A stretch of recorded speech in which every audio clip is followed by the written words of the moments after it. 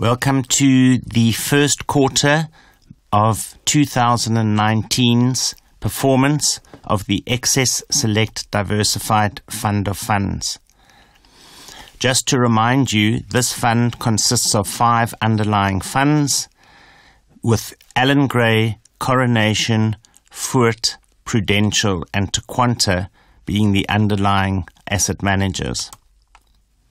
In terms of the asset allocation of the fund currently is sitting at 47% domestic equities, 5.6% domestic property, 21% domestic fixed interest, which includes cash and bonds, with 22.5% in foreign equities held directly offshore, 1% in foreign property, and 3.5% in foreign fixed interest. So overall, this will translate into approximately 27% of the fund being held directly offshore, 28% of the fund being exposed to rand hedge stocks, and 46% of the portfolio to pure domestic asset classes. So well over 50% of the fund has pure offshore exposure. The top 3 holdings within the fund are Naspers, British American Tobacco, and Sasol from an equity stock perspective.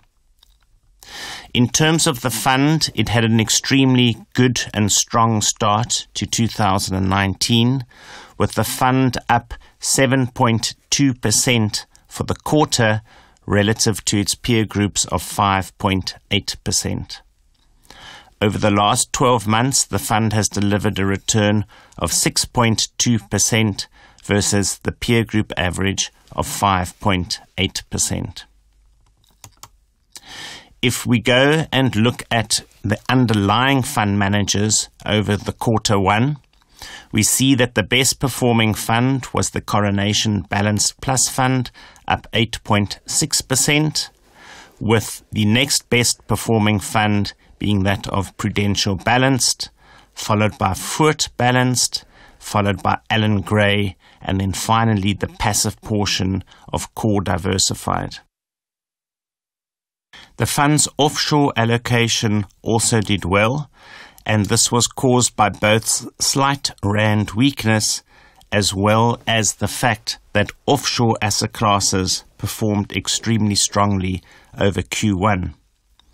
The portfolio's rand hedge stocks also performed very well, with British American Tobacco up 30%, BHP up 22%, Naspers up 19%, and Richmond 12%.